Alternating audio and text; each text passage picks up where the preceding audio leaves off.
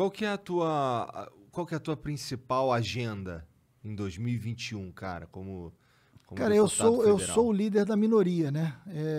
Então são 130 deputados, né? Então eu estou há um ano como líder da minoria. Como é ser líder da minoria no Congresso? Cara, assim, são 513 deputados, nós somos 130. Sim. Quem são esses deputados 130? São todos deputados De oposição. de oposição, né? Não é que não tenha deputados de oposição fora, mas não são declaradamente de oposição. Pode crer. Entendeu? Assim, todos que são de oposição estão na Tem deputados neutros, né? minoria, exatamente. Tem deputados que são de oposição para um projeto, não são para outros, etc. E tal, né? Então, esses aqui... Então, minha agenda de 2021, ela é uma agenda muito vinculada a essa liderança da minoria em relação ao governo Bolsonaro. E aí toda a pauta do Bolsonaro. Agora, no geral, eu trabalho muito com segurança pública e educação, que é o que eu sempre priorizei trabalhar na vida pública. Segurança Sempre. pública é algo que vem desde o começo. Tu falou que Desde entrou o por causa começo. do lance das milícias e tal. Me conta um pouco disso. É verdade. Cara, é um pouco pior do que isso, Igor, mas eu conto, assim. Enfim, eu tive uma vida inteira muito marcada por isso, né? Eu tive um monte de amigo de infância que foi assassinado pelo tráfico. Na minha infância não tinha milícia, né? Então era tráfico, violência policial. Né? Milícia é 2003, 2000, 2004. 2000 para cá. 2000 para cá, né? Mas, enfim, na minha infância ali, década de 70, década de 80, eu sou 54 anos, né? Então, era uma outra infância também, uma outra realidade. Mas eu convivi muito, assim, eu tive muitos amigos. Eu perdi muitos amigos, né? O meu grande medo em relação à droga é por isso, inclusive. Droga, para mim, sempre foi um lugar de violência, né? Então, eu não fumei nem cigarro. Eu fui jogar futebol, né, para escapar um pouco. Eu joguei futebol de salão muitos anos da minha vida para escapar dessa situação, desse mundo, etc. E tal, né? Então, isso é a vida da periferia ali. E eu cresci com isso muito forte ali, né? Enfim, sempre tendo que conversar muito, porque quem não conversa na periferia roda, né? Então, sempre... Por isso que eu sou bom de conversa, assim, no parlamento, converso com todo mundo, Não, aprendi os caras a me conversar perguntam com a como é que eu... Por que eu me tornei um cara que conversa bem com os outros? Pois é. Porra, minha vida inteira foi conversar com os outros. Senão Era não o que tinha, sobrevivia. Senão não sobreviveria, né? E aí, cara, assim... Tem um episódio curioso, assim, não tinha... Eu joguei futebol de salão, mas eu gostava de jogar futebol de campo. Então não tinha mais campo, né? Porque especulação imobiliária, os campos foram acabando, né? Por isso que o futebol de salão no Brasil cresceu muito antes de todo mundo. O único campo que tinha pra gente jogar a bola era o campo dentro do presídio. Que existe até hoje, o Ferreira Neto, né? Que é na Alameda São Boaventura, lá em Niterói. Eu jogava bola, eu tinha 15 anos de idade, 14 anos de idade, eu jogava bola no Ferreira Neto aos domingos. Então eu entrava nas prisões para jogar no time da favela, da Vila Ipiranga, dentro da prisão.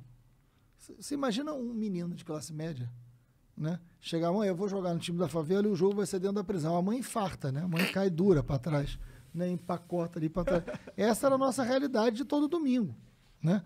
Então a vida vai te ensinando, a vida é uma escola, né? Nesse sentido. Melhor. Então, quando eu fui dar aula em presídio, de alguma maneira isso tinha a ver com o lugar que eu brincava, que eu jogava bola. E era muito inocente. Para mim, futebol eu acordava com bola, dormia com bola, era o que eu gostava de fazer. E eu e meus irmãos, né? Flamengo, flamenguista roxo, né? Assim, indo para o Maracanã. Pô, eu vi o Flamengo ser campeão em cima do Atlético Mineiro com gol do Nunes. Eu tinha 13 anos, 1980, né? Era Maneiro. bom, porra, aquilo, né? Assim, Raul, Leandro, não essa de 80, né? Mas a de 81 já era o time, era esse. Raul, Leandro, Marinho, Moser e Júnior, Andrade, Adílio, Zico, Tita, Nunes e Lico. Né? É o time campeão do mundo e campeão da Libertadores 81. Né? Eu tinha 13, 14 anos, eu ia ver. O Zico jogar, mané. Vi muito Zico jogar. Né? Vi muito Zico aquela jogar. bola ali, ó, tá assinada pelo Zico. Ó. Galinho. Galinho de Quintino, você é um gênio, né? Orixá.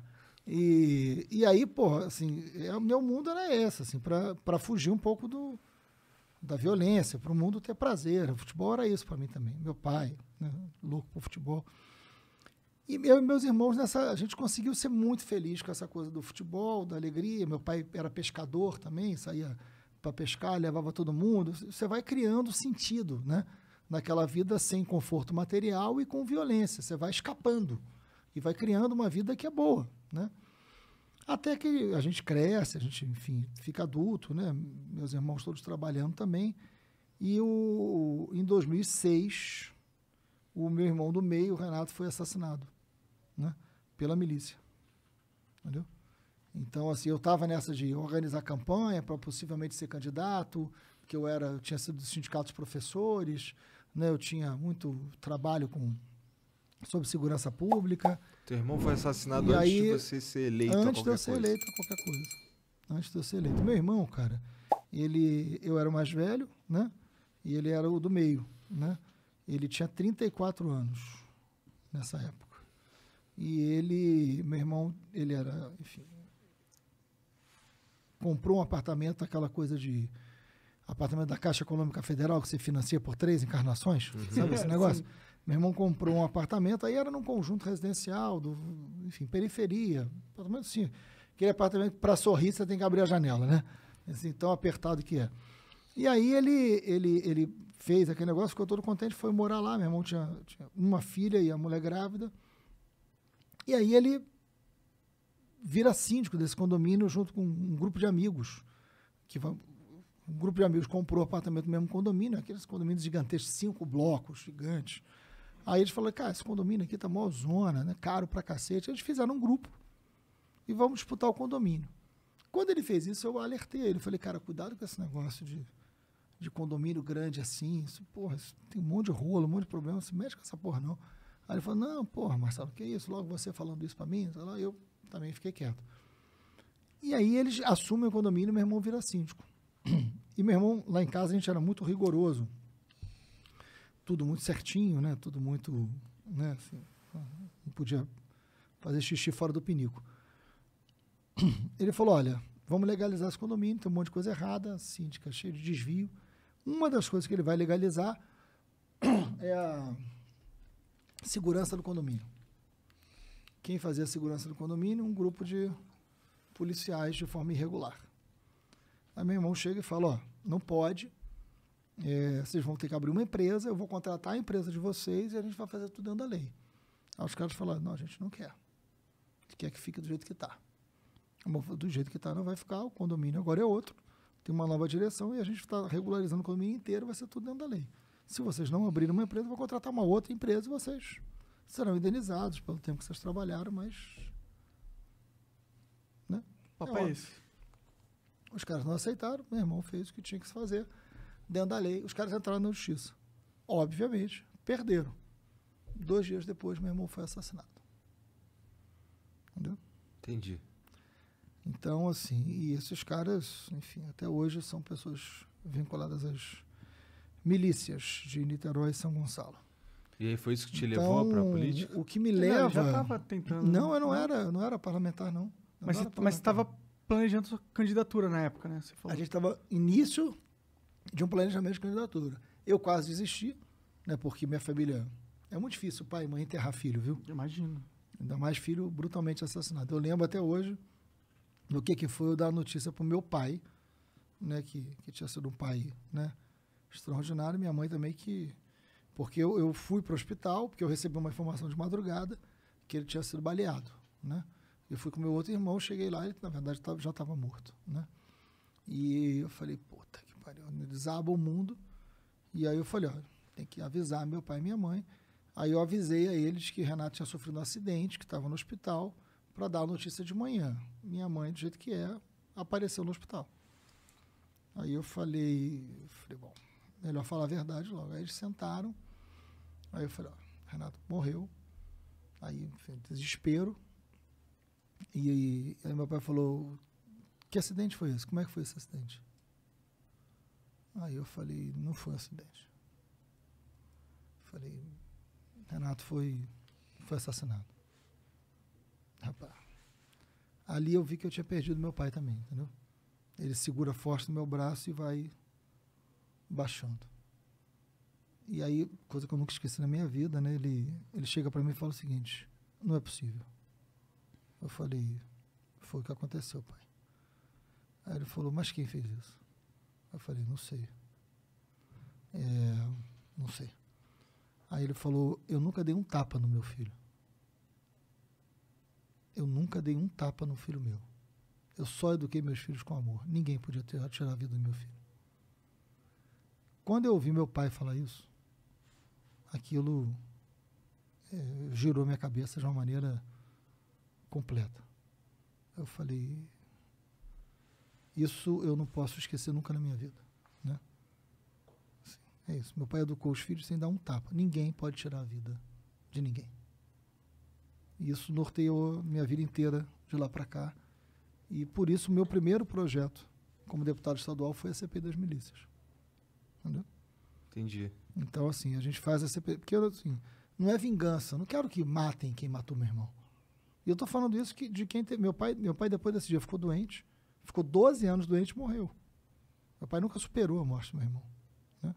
Meu pai teve diversas doenças depois da morte do meu irmão e morreu disso. Sofreu 12 anos até morrer. Assim, se eu quisesse fazer com esses caras o que eles fizeram com meu irmão, eu ia me igualar a eles, entendeu? E eu não posso me igualar a eles. A gente não pode se igualar ao que a gente tem que vencer. A gente tem que vencer. E a gente tem que ser maior do que isso. E como é que foi Por isso que vingança não tem que mover a gente, sabe? Como é que foi essa pesquisa aí para chegar nas milícias e nas cabeças e tal? Uma pesquisa que correu atrás? Eu apresentei, eu era deputado, né? Fui eleito nesse ano, nessa confusão. E no terceiro dia do mandato eu apresentei um pedido de CPI para investigar as milícias no Rio de Janeiro. Cheio de miliciano eleito. Cheio de miliciano deputado comigo. Foi assim, as pessoas davam risadas. Quando eu apresentei CPI das milícias daquele garoto, né? Eu era motivo de chacota. Né? E ninguém quis assinar comigo, só eu assinei. Né? Com medo? Com medo. Medo e achando que aquilo ali não ia dar em porra nenhuma. E tinha tudo para não dar mesmo. E aí eu remeto a uma conversa sua, assim. Pô, mas tem horas que eu acho que eu não... Você imagina o seguinte, eu viro deputado, meu irmão assassinado, meu pai doente, minha família estragada, um monte de miliciano eleito comigo. Era essa a minha situação. Eu podia olhar para aquilo e falar, cara, não dá, eu não posso fazer nada, eu sou muito menor que eles, e eu vou embora, né? Eu falei, eu vou fazer minha parte. CPI das milícias, apresentei, e porrada, mas entrava por um ouvido dos caras, saía por outro, ninguém deles ali achou que alguma vez pudesse acontecer alguma coisa. Eis que um ano depois, ficou um ano parada, um ano depois, um grupo de jornalistas de um jornal do Rio de Janeiro chamado O Dia vai fazer, isso tem lá no filme, vai fazer uma matéria sobre milícia e fica infiltrado na favela. A milícia descobre, no filme matam, mas na vida real torturaram os caras, os jornalistas, e liberaram eles. A imprensa inteira fica puta com essa situação e começa a publicar sobre milícia e exigir que a CPI das milícias fossem abertas. Jornal Globo, Dia, Extra, todos os jornais, toda a imprensa, Fantástico, Jornal Nacional, milícias no Rio de Janeiro. E aí aquele maluco que tinha assinado a CPI das milícias sozinho era o autor do projeto. E pelo regimento da casa, quem propõe a CPI preside a CPI. Como só eu tinha feito. O melhor cara para presidir, né? Eu virei presidente da CPI das milícias. O presidente da Assembleia Legislativa, na época, me chama, Jorge Pisciani, falecido há pouco tempo, me chama e fala o seguinte, não vai ter jeito, eu vou ter que abrir essa CPI. A pressão está muito grande. Você tem certeza que você vai querer fazer essa CPI? Eu falei, absoluta certeza. Ele falou, eu vou lhe dar todo apoio. Porque eu não vou ficar do lado desses caras, já que você quer, saiba o que você está fazendo, saiba para onde vai a sua vida, né? Então, a sua vida nunca mais vai ser a mesma. Eu falei, a minha vida já não é a mesma desde que eles mataram meu irmão. Então, eu farei, né? Ele falou, vou lhe dar a proteção, vou lhe dar tudo o que precisa e vai fazer. Nós fizemos 7 meses. Caralho, mano. 7 meses de investigação sobre milícia. Levantamos tudo dos caras, interrogamos os caras, montamos um grupo de policiais que trabalhou junto comigo. Eu devo muito à boa polícia, o resultado da CPI. Um grupo de promotores. Fizemos uma sala telefônica para ter escuta e para ter recebimento de denúncia gratuita vindo da população. Então, assim, a gente montou uma enorme estrutura. Em 7 meses eu só fiz isso na minha vida. Assim, investigar, era coisa de cinema, né? parede cheia de nota, anotando quem tinha vínculo com quem, quebrando sigilo, vendo como é que funcionava. Marielle estava contigo? Né? Marielle era da minha equipe, trabalhava comigo. Marielle era da minha equipe. Marielle trabalhou 10 anos comigo. E aí o resultado final da CPI são 240 milicianos indiciados, presos, né? Um relatório que explicava tudo quanto a milícia e muda a opinião pública sobre milícia. Entendeu? E aí aquilo vira uma referência. Eu lembro que quando surgiram as milícias, o papo era que era melhor que o tráfico. Ah, não, pô, pelo menos é milícia, ufa. Tal. Tinha mesmo, tinha um monte de gente. Tinha um monte de gente que, inclusive, que não tinha relação com a milícia que dizia isso. Não, mas você vai deixa, cara. Os caras pelo menos combatem o tráfico. Eu falei, não, cara, eles não combatem o tráfico. Eles substituem o tráfico pelo crime deles.